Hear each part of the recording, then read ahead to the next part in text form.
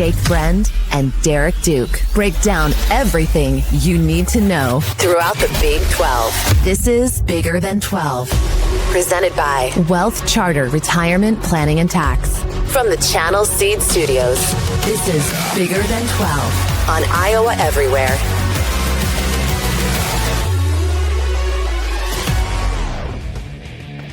What is up? Welcome into the Channel Seed Studios for an undefeated Sunday of Bigger Than 12. Take that, SEC. Take that, ACC. We're fired up here on a Sunday. Was it because of the Big 12 or because the Cowboys game is going on as we're recording this right now? Oklahoma State was on a bye, I believe, this week. Right? Wrong Cowboys. I don't know what other Cowboys you could be talking about. Well, thank God Oklahoma State was off this week, too. We didn't need another embarrassment for the conference. I'm Jake Brend. As you might know, this is Derek Duke.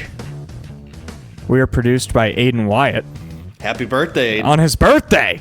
Working on his birthday. Jake made him work on his damn birthday. Aiden even asked, like, hey, guys, any shot we could go Monday? Like, what? Absolutely We not. are grown men. The people deserve to have the show. We don't take our birthdays off for work. Nope, we don't. We actually work harder on our birthdays here. He wasn't thrilled about it, but Aiden showed up and is doing his job as good as ever. No, we offered, and he's like, if you change the show because of me, I'll kill you. That's the type of production that you're getting from Aiden. We run a tight ship here at Iowa Everywhere. It sounds like Aiden. He's producing like 4 shows today, so truly, Happy birthday, Aiden.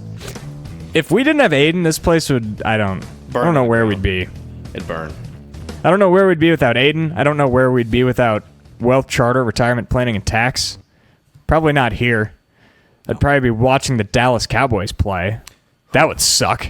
So thank you to Tim Hawkins for bringing us WealthCharter and for WealthCharter for bringing us Bigger Than 12. I've actually got a meeting scheduled to go not this Monday, but the following. And I'm going to get... You. I know, I said I'd do it a few months ago and procrastinated, so... Never too early. Planning for my future, a few months in at the new job, so now is as good as time as ever to get everything set up, and it's always a good time to go plan for your future. Go to wealthcharterretirement.com to schedule a free meeting with Tim Hawkins and his team. We've got a big rundown ahead. We had a couple Big 12 games. One was a actual Big 12 game. One was a Big 12 on Big 12 non-conference game. And then we had a few ranked games. One close, a couple not close, a couple bounce backs. We'll have a random Big 12 quarterback, Iowa trivia. We'll pick some games. It's going to be a fun show, and we should probably start. Did K-State fall off a cliff? Did Arizona win? We'll just start with that game.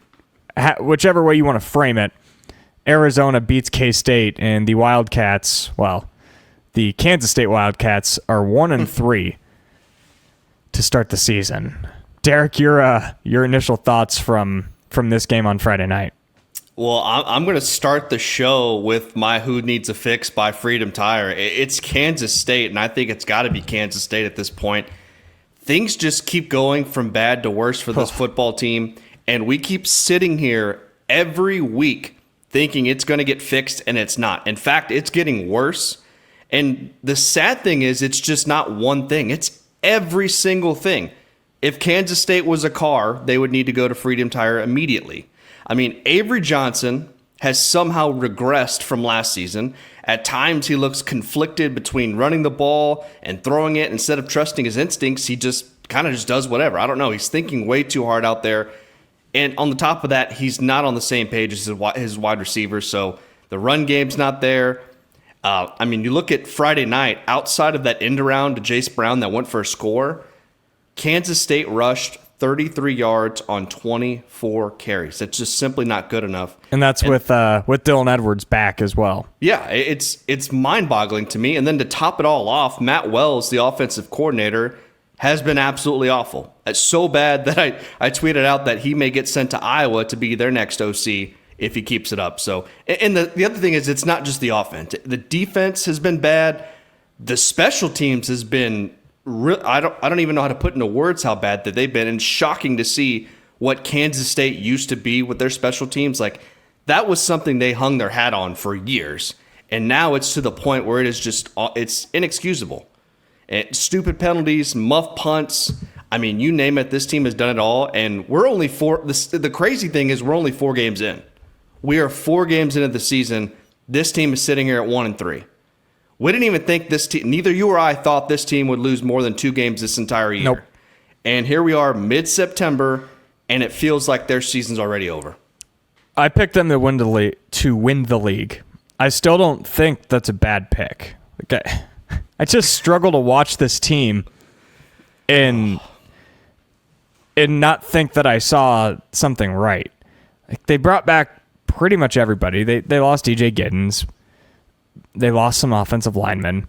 But this is still a K-State program that churns out offensive linemen. They churn out guys on both sides of the ball in the trenches.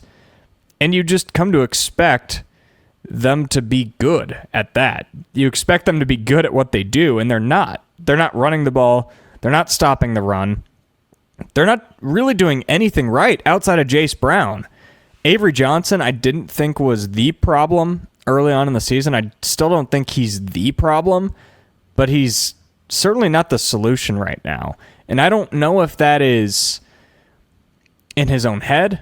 I don't know if the staff is almost taking he's a running back. I don't know if the staff is taking that personal and are almost making a point to turn him into a pocket passer, but whatever they're doing it's not playing into his strengths, and it's not helping K-State win. So they are, I mean, it's code red. I don't know where you go from here other than you just have to start winning some games, or this already demoralized fan base could get even more rampant. And I experienced that firsthand on Friday night.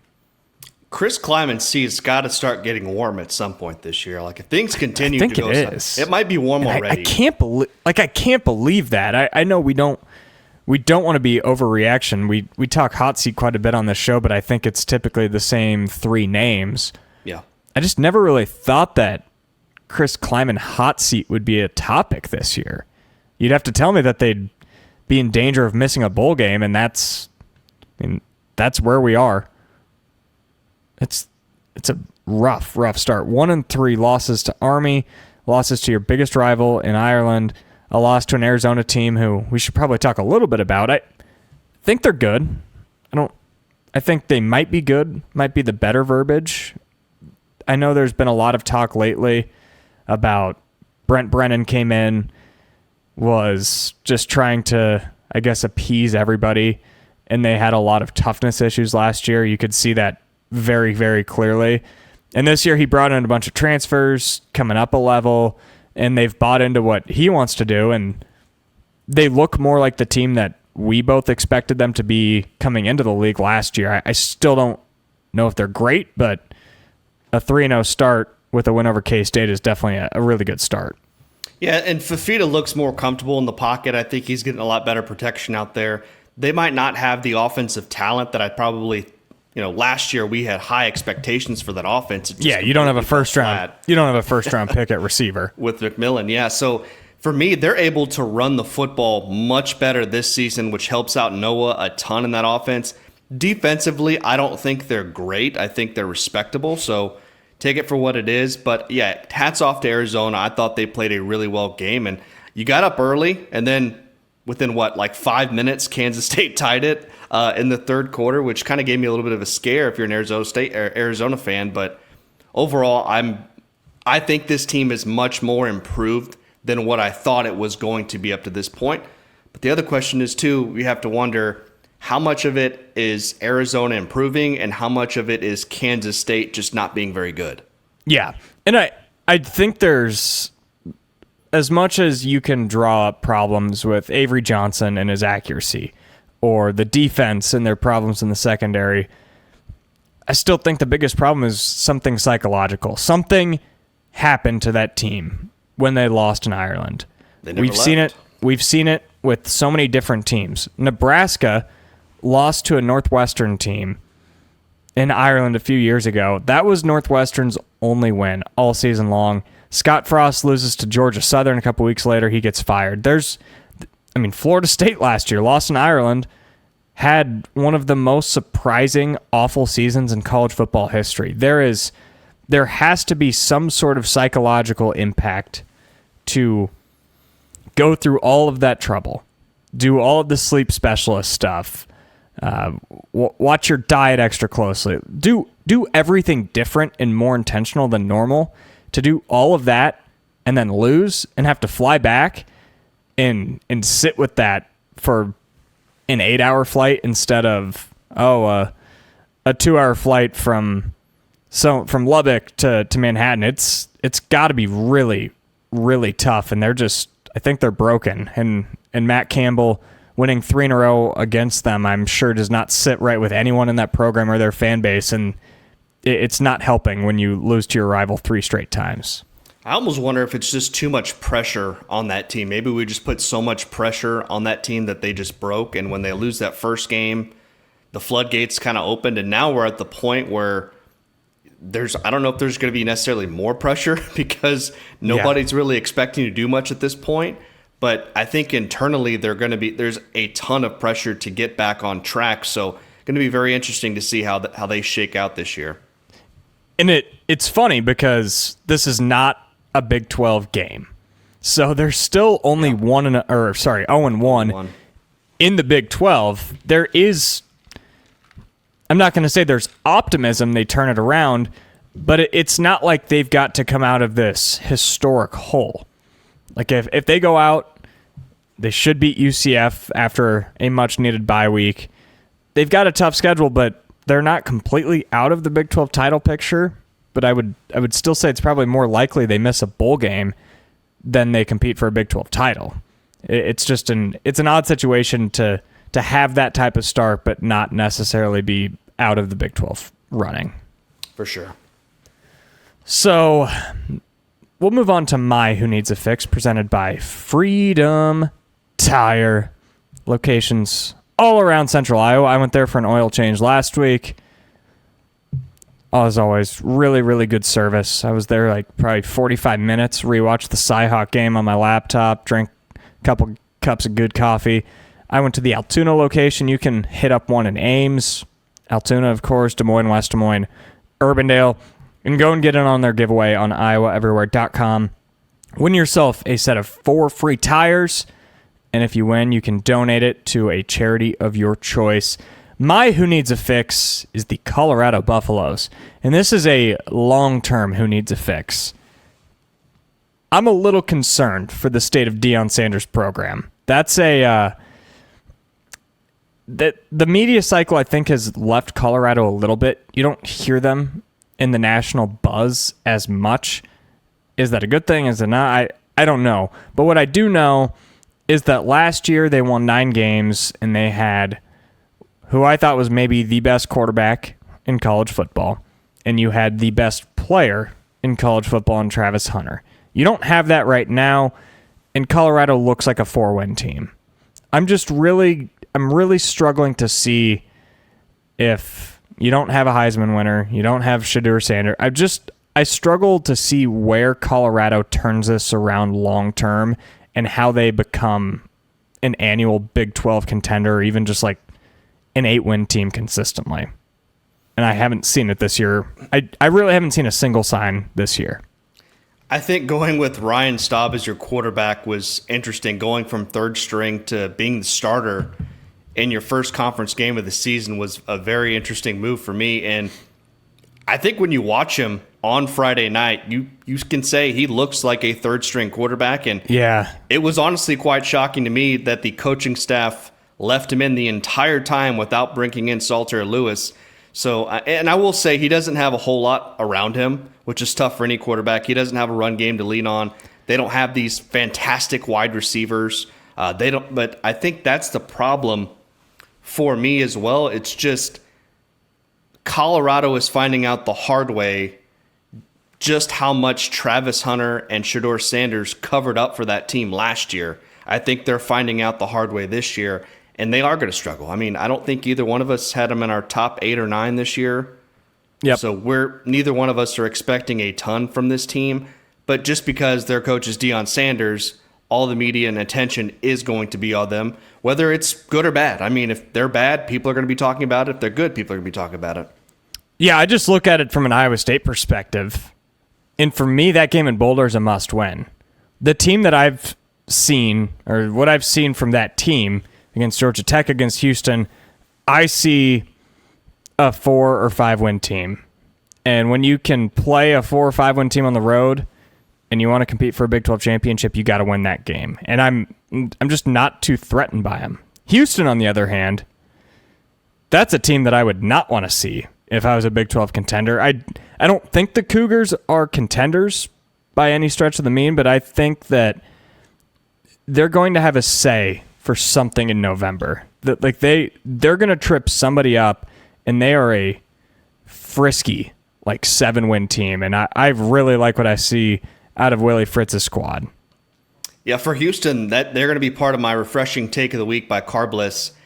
It's that Connor Wegman is going to lead this team to a bowl game and maybe even more. I'm not sure what the more is going to be just yet, but Houston is going to make a bowl game this year. I was very impressed with Connor Wegman, their quarterback there. Up to this point, Houston had not really played anyone decent until Colorado, who may be worse than what we thought. So take it for what you will. But this game was all about Wegman, a guy nobody was talking about, and he's proved – he's provided a boost to this offense that it's so desperately needed a season ago. I mean, you look at his stats, 2 touchdown passes, ran for 2 more, didn't turn the ball over. Even when Houston didn't play their best defensively, Wegman made some big plays to kind of take control of that game. I felt like he's the reason why Houston won that game, and it's honestly been a while since I could say that about a quarterback from that university, because you go back over the past few years, I think outside of Greg Ward, it's been a few years now. Yeah. It's so Houston. This has a quarterback. I can't talk right now. Tradition of great quarterbacks over the years, but I think particularly these last 5, 6, 7, 8 years, it really hasn't been great there. So it's nice to see that Houston does have somebody that could lead them to a bowl game, maybe even more, because under Dana Holgorsen, before Willie Fritz got there, it just was not good. So I'm glad Willie's there. He's not going to be there for the long haul, but he's going to build that thing up the right way. Yeah, he's the right coach. Where Houston was as a program when he took over, he is exactly what they needed to build them up, just to float, just be at sea level, and that's exactly where they are. The defense has been pretty much exactly what I expected out of them. I thought that they were going to be a pretty solid unit, and I think they're good. Wegman has been impressive. He's just a gamer. The running game has taken a step up as well. Dean Connors has been pretty good, the Rice transfer. They've got some weapons, too, on the outside. Stephon Johnson. They didn't really have anything. I would say they didn't have anything on offense last year. The only way to move the ball was it Zion Chris? Was that his name? Yeah. It was just see if he can roll out and run the ball. So I like what I've seen out of Houston. I'm pulling up their schedule right now. They play Texas Tech in a couple weeks. They close the season with TCU and Baylor. That is not a team that I would want to see if I'm in the hunt for the Big 12 championship at the end of the year. And I'm just very impressed out of Willie Fritz. He's exactly who I thought he was coming into the Big 12. Well, if you remember, Kansas State found that out the hard way last season. That's kind of where their season started going to hell. Oh gosh, when they yeah. played Houston. Yeah, I know C-Dub, Chris Williams, has made this comparison several different times. It's that Willie Fritz's first year was very similar to Matt Campbell's first year, where you could just tell the roster was not where it needed to be, but the coaching was where it needed to be. And they turned it around that last 6 games, and that set up for maybe a surprising to some second year. I think we're on that way. It would not shock me to see a top 25 Houston Cougars squad at some point throughout the year.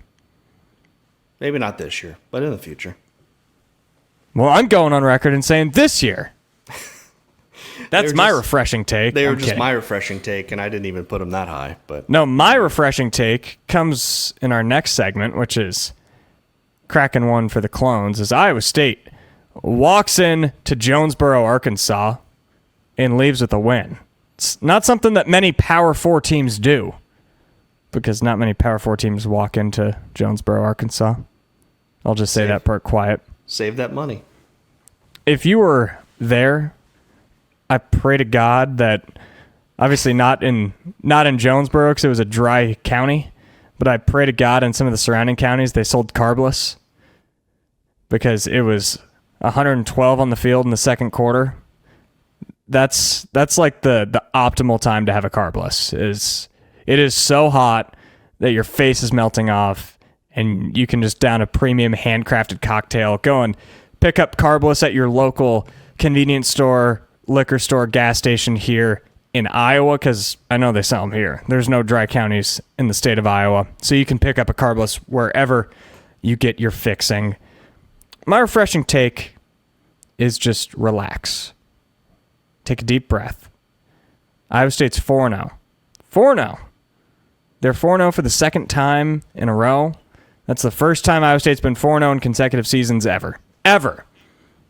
It wasn't pretty, but it was a win.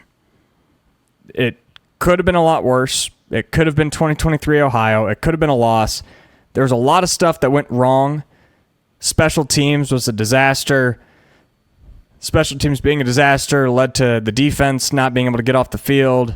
There's missed tackles. Your NFL tight end dropped a pass and pretty much set it in the lap of a defender.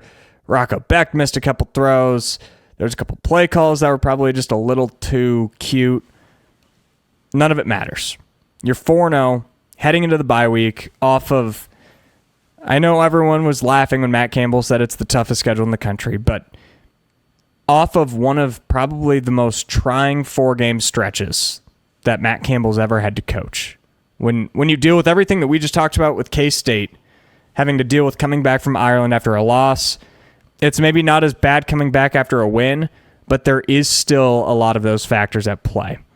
You have to deal with, one, beating K-State, beating Iowa, your two biggest rivals in 3 weeks.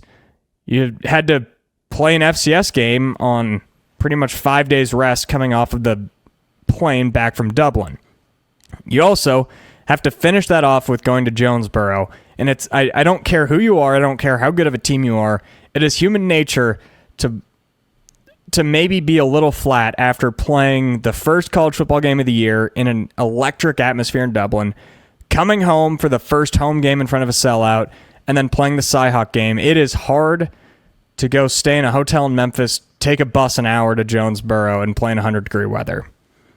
It sounds like I'm making excuses. I kind of am. But at the end of the day, this game should not reflect any part of the season unless there are trends that we saw in this game that continue into the future. And that's where the concern could be. My concern, though, does not lie in the Cyclones being 4-0. It sounds like you are full of excuses. I am, yeah. No, I'm kidding. Come at me. It was just a weird, odd, strange, whatever you want to call it, game in Jonesboro. Maybe, Jake, it's best that you were at that wedding and not stuck in Walmart. No. I didn't want to watch the second half. I was at a wedding. My plan was first drive, hand it up the middle to Carson Hansen 4 different times, watch him score. Second drive, or I guess get a stop. Second drive, hand it to Abu Sama, watch him score. Build a 20-point lead and not have to worry about it. That's why I was upset, because I just thought Iowa State got too cute, played with their food too much, and got themselves in a game. And then I was going to go back and rewatch the game the next day, which I had to do anyways. Ooh. And trust me, that was not a fun game to rewatch. I would suggest, if you're a fan, probably just not doing it, but the staff, the players, they're not going to have a fun time watching that game back. No, and I think Rocco didn't play his best game by any means, but thankfully the run game was there for them when they did lean on it. Hansen and Sama, who I said before the game, they should have leaned on them a lot more. Honestly, Mouser really didn't do that. If you look at the stats, I mean, Iowa State averaged 5.5 yards per carry on the ground. And there were times where they did get a little too cute offensively for my taste when you could really just essentially line up and play bully ball. You look back, Arkansas State gave up over 300 yards to Arkansas on the ground the week before. So a little shocking that they didn't lean more on the run game. And you mix that with there weren't really enough finished drives offensively. You had some mistakes mixed in, as you mentioned, with the Brahmer drop and pick. So just not the best day for the offense. And I think the same can be said for the defense as well. Matt Campbell did say Arkansas State's quarterback was really good, and I think he definitely gave the defense problems. Really on third down, if you look at it, Arkansas State converted on nearly 50% of them. So that's way too high, and luckily for Iowa State, if you look at the stat sheet, Arkansas State had 10 penalties, and I think like 2 of them took points off the board for them. So yep. Overall, it just way too inconsistent across the board. Offense, defense, and one thing we didn't mention yet, special teams. Just a really, really awful day for the special teams. But I think, as you said, maybe we should have seen it coming. But between what these 4 weeks have been, Ireland, home opener, beating Iowa, and then you go to Jonesboro to play a bad Arkansas State team on the road. So Iowa State, to me, in that game looked a little exhausted, maybe punch drunk if you want to call it. But at the end of the day, you are right. You're 4-0, and that's all that matters. And in one of those games, it's a situation where you want to win, get the hell out of there, and never go back again. A lot like Athens, Ohio 2 years ago. And also, I mentioned on X that we should start a GoFundMe to help Iowa State buy out of the Bowling Green game in 2 years. So there's no need to go to Bowling Green, Ohio. It's just the game after the Cyhawk game is always going to be so tough. Like, no matter what. Yep. It's going to be tough if you're playing Drake at Jack Trice Stadium because of the emotional roller coaster coming off of that win. To go do it on the road in a place like that, a place that doesn't get to play those games ever, it just makes it so much harder. And I get like the spot that Iowa State's in. I get the spot that the Big 12 is in, where you need to find a way to make your dollar. But at the same time, I think there's other avenues to do that without directly impacting your football team in a like potentially awful way. If Iowa State lost this game, cool. I don't think you can 100% put the blame on administration for scheduling the game, but they definitely get a big part of it because Matt Campbell to say, well, if we played this game at home, we weren't going to lose it. And I think it's a bad look for the league. I think it's a bad look for the schools when they're playing these games, even if it is saving a couple $1,000,000. And that's necessary in times like these. Remember, all of these institutions are paying $20 million roughly more per year than they expected to with the revenue sharing. So they have to find ways to make money. It's a hard job. I get that. But it's just really, really bad. It's a really, really bad look when these games are close, and even, honestly, just when they get played. Yeah, maybe Jamie Pollard can go to WealthCharter, help save up some money, and buy out of the Bowling Green game. Maybe. I don't want them to buy out of the Tulane game, though, in 29. No. If Tulane is who I think they are, that's honestly a game that Tulane, I mean, we're talking 5 years down the road or 4 years down the road, but I don't think losing at Tulane would ever be considered like a horrible loss unless they fell off like unforeseeably. But Bowling Green, come on, man. You can't play that game. You can't play. You have to buy out. Well, let's be real here. There's no comparison between Bowling Green, Ohio and New Orleans. That's not really a comparison. Yeah, do they have anything in common? No. I highly doubt it. Anything? Like one thing? Does anybody know anything about Bowling Green? I've never been there, so I have no idea. I know. I've never heard about anything about it. No, never mind. Caden Fish is at Ball State. I was thinking former Iowa State basketball player Caden Fish transferred there, but it's Does Bowling Green, they have the cat, Pudge? Have you guys seen this? No. Give me 1 second. I don't know I'm worried. No. Bowling Green is always one of those one of those schools that you'd try and rebuild on college football, the video game? Yeah. Because it just feels like one of the toughest jobs in the country. Probably because it is. I think Urban Meyer started his career there, if I'm correct. That's like it was his first head coaching job, if I remember correctly. I think you're right. Pudge the Cat. Player profile. Got to pull it up full screen. Exotic short hair cat. 3 years old. Okay. Is that their mascot, I'm guessing? I think he lives in the locker room. Oh. They let a cat live in the locker room? Well, not just any cat, it's Pudge. Look at him, it's Pudge. Jesus. Iowa State definitely does not need to go there. We don't need cats in the locker room. I don't want any part of Pudge. No. No part of Pudge. Don't need more cats, need more dogs. Oh, jeez. Well, another team that I want nothing to do with right now is the Texas Tech Red Raiders. You shat all over them. My gosh. You shat all over them in the preseason. But I left myself insurance. Oh, God. I said I still think they have the talent, like if it all comes together, to go 12-0. And I still think that's a possibility. I think it's more likely that they do reach their potential than fall short from what I've seen through 3 weeks, especially after they just beat like Oregon State by, what was it, 70? It felt like that. Like it felt like it, yeah. It's not the point of this, but that is a bad Oregon State team. But Texas Tech just, they look like a team that heard bigger than 12 this summer. And it's like, we're going out there and we're going to go prove Jake Brend wrong. Yeah, it was you, not me. I didn't say anything bad about him. Well, and I get it from Joey McGuire's perspective. Like, the talk all year, all summer, all offseason has just been, how much money did they spend? Oh, Cody Campbell, they spent so much money. And McGuire, Morton, he's probably over here like, who cares how much money we spent? We've got a good football team. And that's what they're proving through 3 weeks, and it's really impressive so far, especially when they can just...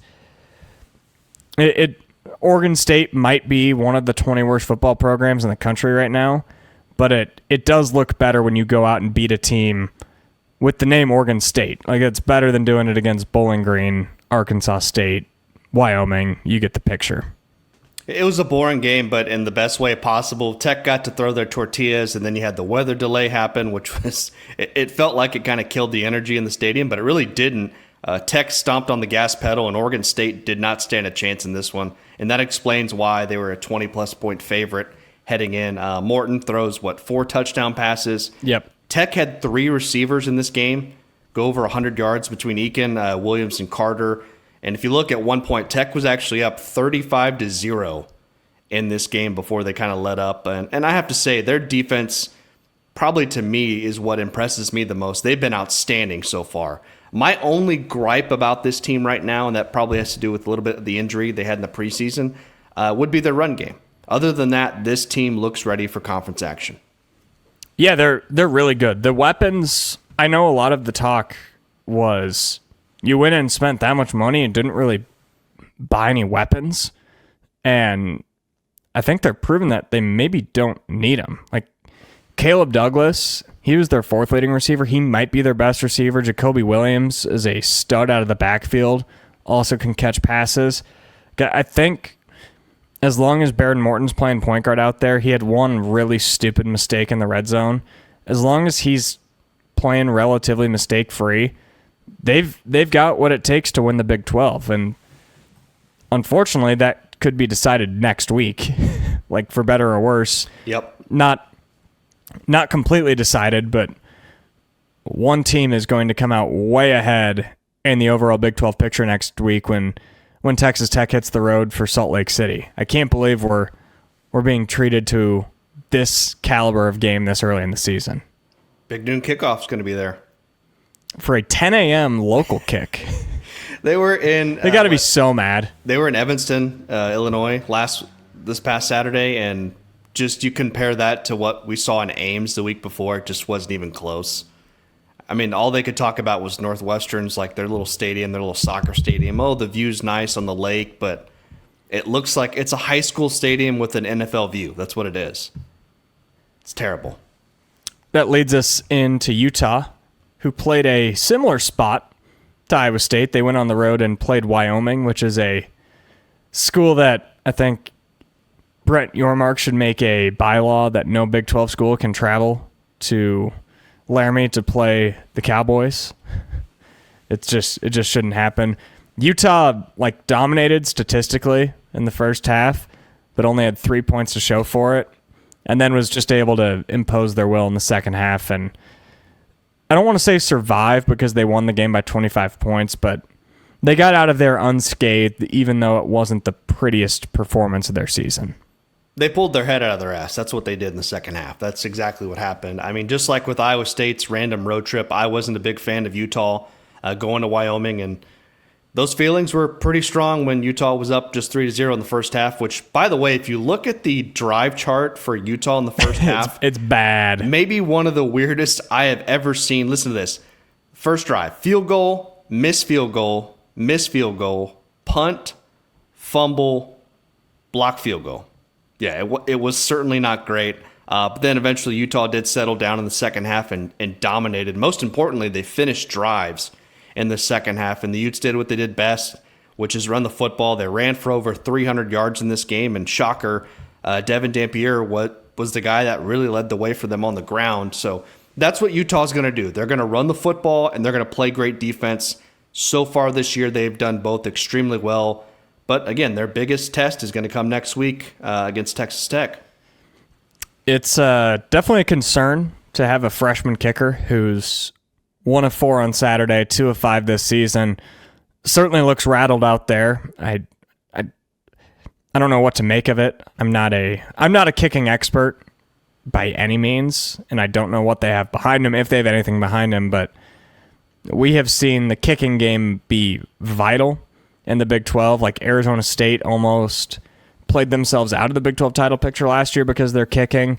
So missing 3 in the first half is something I'm definitely watching for Utah going forward, because otherwise I feel great about their defense and I feel really good about their offense. But if they can't trust their kicker, then that could cost them a game this season. I guess we'll have to see, because it didn't cost them against Wyoming. Arizona State bounces back in a tricky spot. They played Texas State at home, a pretty good Texas State program. They're one of the better group of 5 programs. Arizona State looked like they're playing video games. Sam Levitt and Jordan Tyson, especially.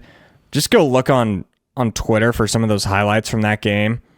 I know this isn't a highlight show. We try and talk about the game start to finish. But man, Levitt and Tyson seriously looked like they were playing on rookie mode, and it was a blast to watch as they steamrolled the Bobcats. Yeah, and Levitt, he had a big bounce back game. Didn't put up crazy numbers, but made just enough plays to keep the chains moving. And I love to see him running the football. What really brings that offense to another level is when he's running the football. And he has that trait of knowing when to throw it and when to take off, unlike Avery Johnson. And, of course, Raleek Brown, another big game as well. You mentioned Jordan Tyson. How about that incredible touchdown? He danced along the sideline. That was great. So great day for the offense between Levitt, and they rushed for, I think, almost 250 yards. So their ability to run the football is what makes me feel confident in this offense. And the defense was equally as good against a quality Texas State offense. So it was a really good bounce-back win for the Sun Devils. Yeah, I would just call that exactly what the doctor ordered. They needed to go win a game comfortably. They needed Levitt to look comfortable again. I guess they didn't need anything out of Tyson. He's pretty proven. But I thought they needed to run the ball because they've been going pretty much running back by committee so far this season. I know I've got Kanye Udo on my fantasy team. He hasn't done much. Kyson Brown, I think, was initially thought of as the starter coming into the year. And the third guy, Raleek Brown, who had the big game last night, I think was third on the depth chart, and he's looking pretty good. So if they can continue to find ways to keep just a steady running game, maybe it doesn't matter who it comes from, that'd be a key for me as they head into their Big 12 season. They've got a big game on Saturday. That'll be overshadowed by Texas Tech, Utah, but Arizona State at Baylor is also going to have some pretty massive implications on Saturday. Big game in Waco. And then we'll close. I feel bad bearing it all the way down here, but I still just don't see West Virginia as a Big 12 title contender. But they go and win the backyard brawl over Pittsburgh in a ridiculous game. I saw the box score of this. I saw they won in overtime. Had no idea how it happened until I went back and watched the game this morning. Down 10 with 5 minutes left, found a way to come back. They also were subbing out quarterbacks in a very unnecessary way. I didn't think Nico Markiel was playing great, but I don't think he deserved to be benched. They bring in the true freshman. He throws back-to-back interceptions. Then they go to Taven. Is it Taven Jackson? I'm blanking on the third string's name who played or Henderson, who played a little bit last year. And then they go back to Markiel, and he leads them to a victory. Just maybe the most backyard brawl of backyard brawls we've seen in quite some time. I believe I said in our game picks that it was going to be identical to a Cyhawk game, and that was true in the first half. That's a really, really good comparison. 7-3 at halftime, and then all of a sudden it turned into an actual Big 12 game, and it wasn't pretty. In fact, it was downright ugly at times, and West Virginia, like you said, found a way to win that game. Using 3 quarterbacks was certainly not ideal. Scotty Fox, the freshman, finished the game with a 1.0 QBR. Yeah. Just unnecessary to do that. I don't understand that at all. But he eventually did bring Nico back, who led a couple big drives in the fourth quarter of that game. But where West Virginia won this game, it was in the trenches. At Mountaineers for $175. I thought they won the line of scrimmage throughout the game, and that was really nice to see, even without Jaheim White out there. So kudos to the offensive line. Defensively, they weren't great in the second half. They definitely broke, but when they needed to stop it in overtime, they certainly got one. And I love what Rich Rod said after the game. He was full of emotion, which he should be. He said his guys were tough, and the longer that game went on, the better it was for his team. And he ended it with God bless West Virginia, God bless the Mountaineers. So hell of a win for West Virginia. As you said, I don't expect them to compete for a Big 12 title this year, but this was a really nice win over your rival. And it's also important to the idiots out there that just judge conferences based off of, oh, what's your record against other conferences? Like, in the grand scheme of things, West Virginia and Pitt are pretty irrelevant to their own conferences this year. Like, I don't see Pitt contending in the ACC. I don't see West Virginia contending in the Big 12, but this will get counted in the Big 12 is 6-3 against the ACC or whatever the number is. And that stuff goes a long way, even though it shouldn't for people that actually watch the games. But you just know that there's people out there that love to just flaunt conference records against each other. So it goes a long way in that case as well.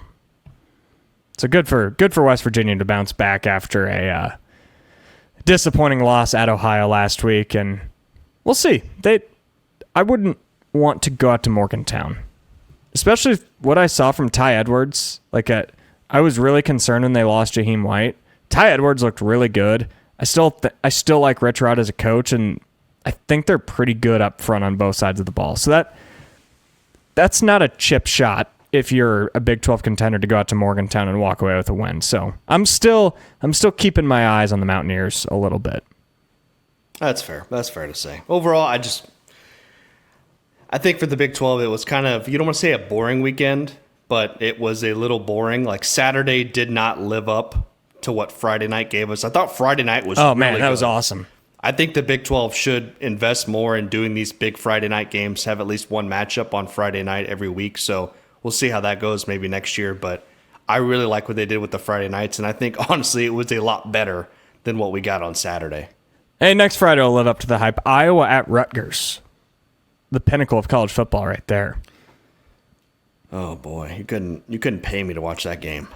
I'm not watching that game. I'm sorry. Can't. All right, Aiden. The birthday boy is going to come on in here with a random Big 12 quarterback. Who is it today? Right.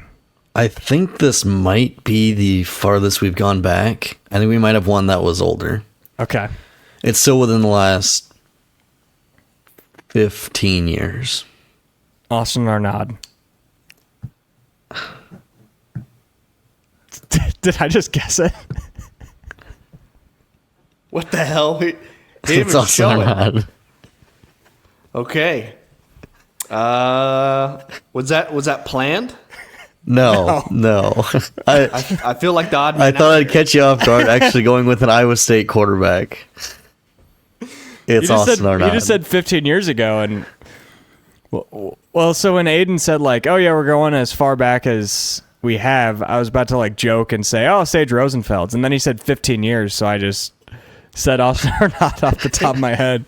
That's hilarious. What were your clues? I was going to say he finished his career second all-time in passing at his college. And I believe, let me look it up again. He was also second in passing touchdowns when he ended his career. And I was going to say his first year as a starter coincided with a new coaching hire. Ish, kind of. Yeah, Gene Chizik. Yeah, I think Chizik was there the year before, but... Yeah. Well, sorry, Derek. I ruined that fun for you. I was kind of looking forward to the random Big 12 quarterback this week, and I didn't even get to guess. Gotta be quicker than that. Well, Aiden, Didn't even get a clue. if you want to stay on for some Iowa trivia, I'll shut my mouth until Sure. you give all the clues. All right. Iowa is known for this wave, not the wave in Iowa City, but like if you're driving on a road or something and you wave at someone, what's it called? I'll give you. There's two correct answers here. I've heard both. You said what would you say while driving? Yes. The Jeep wave? Is that the thing? Is it a Jeep? I No. hear people say Jeep wave all the time. I don't know what No, not that. I think that's something different. The middle finger? Close. No. No, I don't know. Hell, I don't know. I don't wave at people when I drive by. Jake? I know the wave. I don't pretend this is the steering wheel. You just like Yep. two fingers up. Yeah. Well, one finger wave is what I was going for, but yeah.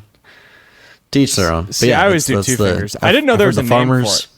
The Oh, farmers wave that I've okay. heard. I've I've heard and the then one farmers finger wave. Okay. Yeah. Yep. But yeah, it's just like you got your hand on the steering wheel and Yeah. That's perfect execution right there. Yep. I think that's just a common wave. I don't. Well, you said you don't do it. Well, not. do you It's wave an at Iowa everybody thing, you brother. drive past in Texas, Derek? Like if you're like on a You get on a pulled over two- in Iowa if you don't wave at someone. if you're on a 2-lane road, like a 2-lane highway, and you drive past somebody or you drive by somebody, do you wave? I think Or like on a Where- gravel road, you where I pass live- somebody? Where I live now, I don't. I would say back home, if you see somebody you probably wave. But no, I don't wave at every single car that goes by. See, I'd say I probably wave at like 80% of people. If it's on like a county highway, a gravel road, in a small town at like a stop sign, you don't even know them. Yeah, I don't usually wave at people. I don't know. It's a very Iowa thing. I don't know if it's see, a Midwest thing. If you know the person, then you give them a big like, oh, hey, ho, whoa, whoa, whoa. Yeah. A big old wave. Or a honk. I think when I know the person, that's when I would do the two finger whatever salute or whatever you call it. But no, I'm not sticking my hand out the window. That's why driving in Iowa is better than driving in Texas. My gosh. It depends on where you're at. I mean, I could find just some places out west that you could probably find no cars for 100 miles and you'll have nobody to wave at. But here, there's too many cars. So we are going to start something in 2 weeks, and I'm thrilled to announce it today. I didn't run this by Derek, so best of luck. Nobody runs anything by me anymore. Why should I? Yeah. We're going to do the Big 12 Survivor. So think like NFL Survivor. You get 32 teams all season long. You pick one team each week. If they win, you stay alive. But you can only pick each team once. So if you got to be strategic. And if you want to use your Jacksonville Jaguars in week 2 because they're playing Carolina or whatever, then you can take a risk. I'm like, oh, this Jags team sucks, but they shouldn't lose to Carolina. That's kind of how it operates. And we're going to be doing it with Big 12 teams, and we're going to start it for games on September 27th. And we are opening this up to the listeners. I think it's easier if I just put together a big post on the Iowa Everywhere Twitter, Facebook, and website, and I will show you how to enter. It'll most likely just be enter your email. I'll get you a part of an email list, and then each week, say by Thursday at noon, you have to submit which team you're picking for the week, and we will, I think we'll most likely get you a sponsor prize for the last survivor. Fun? You in, Derek? I don't have a choice. I work here. Right answer. We will, but we'll turn this into a little weekly topic here on our show on who we want to pick. So, for example, if just this week, we're not going to do any weeks where there's still non-conference games because it gets weird. So that's why we're going to start September 27th when it's all Big 12 only then, and then it'll go the next, 8-9 weeks or so, however much is left in the season after that point. It'll be fun. It's a good way to get involved with the listeners, and I would love for as many people to join as possible. So it's a good time. And I can't wait for all the listeners to take out Duke in week 1. Like, I'm in charge of the spreadsheet, so if Duke sends me Utah or whatever for that week, I'm just going to mistake it as UCF because, he'd probably like that anyways. He's massive UCF fan. Oh, gosh, here we go again. No. All right, let's pick games. This is presented by Whiskey River. Locations in Ankeny, Ames. They got good food, great beer, good service, and I guess sometimes even like a good time. Looking for a good time? Thought so. Whiskey River is just the place. We've got the booze, the food, the vibe, and the amazing rooftop patio. The only thing missing is you. Whiskey River. Whiskey River is bringing us our game picks for whatever week we're in. I'm so confused. Week 0's throwing all the math off. Whatever week this is. We've got some Big 12 on Big 12 games and then a few not big-time non-conference matchups, but a few notable non-conference matchups. And we will start with the game of the week, maybe the game of the year in the Big 12, for all we know. Number 17, Texas Tech at number 16, Utah for an 11 a.m. kickoff on Fox. The Utes favored by 4. The over-under is 55.5. Oh, jeez. I think Utah's going to win this game. I don't know if they're going to cover that spread, though. But I think I'm just more comfortable with Utah's defense, Texas Tech's defense. I think I'm going to take the under. Maybe that's a cop-out, but I'm going to take the under in that game. I think this game is decided by a field goal, either way. I'll hold out to predict a winner, but I'm just going to take Texas Tech plus the points and think that this game is going to be within that range. I'm feeling confident in the Red Raiders. I know that goes against my Utah to make the Big 12 championship pick. I just think this game is going to be real close, and I can't wait. It's a bye week. It's my first bye week since working at Cyclone Fanatic. I don't plan on leaving my couch. You're not going to go to another wedding? Oh, gosh. No. Okay, I was just checking. I mean, it wouldn't shock me. I swear people are getting married left and right. It happens. During football season. Should be illegal, but some people do it. It's not bad. You know, it's not bad when I was at not an open wedding. I was at a wedding last year. Is that a wedding for people that are opening into open marriage? I don't know. I wouldn't want any part of that, but no. It was a wedding, had an open bar, and they had like TVs everywhere, and I swear, just like kind of as the night went on, I can't remember what game. I think it was Ole Miss and LSU that evening or whatever it was, and it was a great game. But just so many people were just starting to pack with where the bar was just to watch that game. So I was like, that's not a bad idea. But this wedding that I was at, when I got the invite and saw September 13th, I'm so used to the Cyhawk game being like the weekend of 9/11 because like usually the NFL, I swear the NFL almost every year starts like 9/11 or right around that range. Yep. This year, for some reason, everything was pushed up a week. So when I saw that in the spring, I'm like, I'm going to miss the Cyhawk game. Are you kidding? And then I looked at the schedule immediately. I'm like, oh, it's just Arkansas State. We'll be all right. Surely that game won't bring any sort of nerves or any pressure. Yeah. No more weddings this fall. No more weddings this fall, open or closed. So SMU, I feel like we've been picking an SMU game every week. They've played Baylor already. Yep. They're going to TCU for the Battle of the Sonny Dykes Trophy.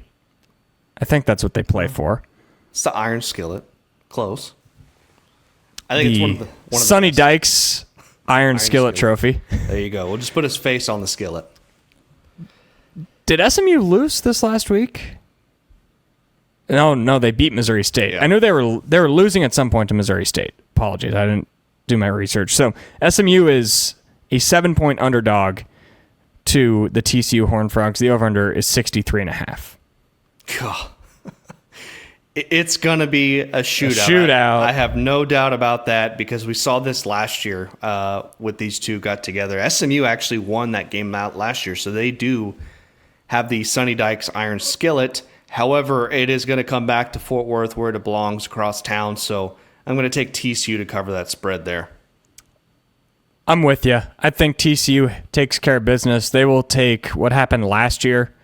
Personally, that was one of the worst coach games I think I've ever seen. Sonny Dykes got ejected, I believe, in the second quarter. Forgot about that. They allowed 65 points to SMU. That was an embarrassment. If they're not watching that game on tape every single day this week, Sonny Dykes is doing it wrong. I think SMU is kind of bad this year, and I think TCU is pretty dang good. I trust Josh Hoover way more than Kevin Jennings. Give me the Horned Frogs. Up next, Bill Belichick and his 24-year-old girlfriend, Jordan Travis or Jordan Mason, whatever her name is, Jordan something, gets to go watch Taven Jackson play football in the Mecca, the Bounce House.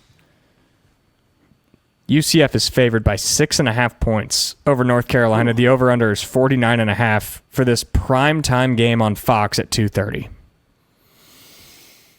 I should just play into the UCF narrative that I'm a huge fan, so... Yeah, I was debating whether to put this game in or not, knowing how big of a homer you are for your Knights and Mr. Frost. 6.5. UCF is a 6.5 point favorite over UNC. That just kind of goes to show you how bad UNC really is.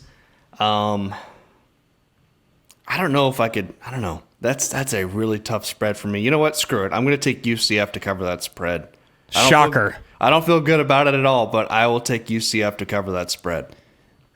Last time most of the world saw UNC, they lost 48-14 on national TV in a standalone game to TCU. Since then, they've beaten Charlotte and Richmond. Real world beaters right there. Yeah. I know nothing about UNC still. After watching them play against TCU, I still don't understand why they're not playing Max Johnson as their quarterback. I don't get it. I don't get it at all. Just give me UCF in the Bounce House. I can't believe I'm betting on Scott Frost to win by a touchdown, but it's going to be a hostile Here we are. I'm telling you, it's going to be a great crowd. And like I said, you talk about UNC. The most we know about North Carolina is Bill Belichick's girlfriend. That's the most we know about them. They looked so bad. They looked so bad in that opener. Well, we both picked TCU to cover, I think, in that game. Yeah, we did. That should have been lock of the year. I don't know what we were thinking. We should have actually put money on that when you were in town. Yeah, I know. Next up, Kansas opens up their Big 12 season with West Virginia at home. It's a 5 o'clock game on FS1. Do you know the spread on this one, Derek? I don't. You didn't send me the spread. Do you want to guess it? Sorry, the spreads weren't out when I sent the rundown. I'll say Kansas favored by 3.5. You said 3.5, is that right? Yeah. It is 13.5. 13.5. Wow. Holy Yeah. crap. That shocked me too. 54.5 is the over-under. Where are you going? I feel like you probably have to go West Virginia, right? If the spread is 10 points off what you thought. I got to go West Virginia there. I just see West Virginia. This is my thing with this game. I already know West Virginia is going to try to control the clock and run the football. And I think they're actually going to have some success against a Kansas defense that I don't think is very good. So I think West Virginia is going to have some success running the ball. I don't think they're going to win, but they're going to cover that 13.5. So I'm taking the Mountaineers.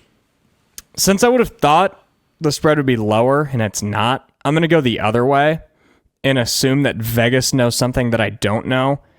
KU is going to be pissed off after their utterly embarrassing loss to their rival, and I think they're going to be ready to send a message to the Big 12 that they are. Last year was a fluke and that they're ready to compete. I think they run West Virginia off the field. Give me the Jayhawks by 2 touchdowns. It's a lot. And then the nightcap to end a triple header on Fox of just Big 12 games. Isn't that beautiful? Yep. Arizona State travels to Waco for a 6:30 kick. The Bears, the home team, are favored by 2.5 points. The over-under is 58.5. Oh, boy. I can't wait for this game. This is going to be a great game. This is a massive game. I'm not leaving my couch, man. This is going to be. I'm gonna buy myself some carbless, and I don't plan on leaving that spot. It's a double TV day, maybe triple. I'm going to take Arizona State just to outright win that game. Dang it. That's what I was going to do. I just think with Baylor's inability to stop the run and the way Arizona State has played, even against Mississippi State, they still ran for over 200 yards in that game. And then this past Saturday against Texas State, they ran over 200 yards again. Baylor's run defense is very suspect. I think Arizona State's going to be able to control the game with Leavitt, with Brown, with those stable of running backs. And I think they're going to win this game. And plus, defensively, Arizona State is a lot better than Baylor as well. We know what Sawyer Robinson can do at quarterback, and Baylor's got plenty of weapons as well. So, going to be a tight game, but I'm going to take Arizona State to cover that spread. I'm with you, man. All I've seen from Baylor so far this year is they really struggle on defense. Auburn abused them. I do think Auburn's pretty good, though. SMU put up a lot of points. I still don't think SMU is a great ball club. They're fine.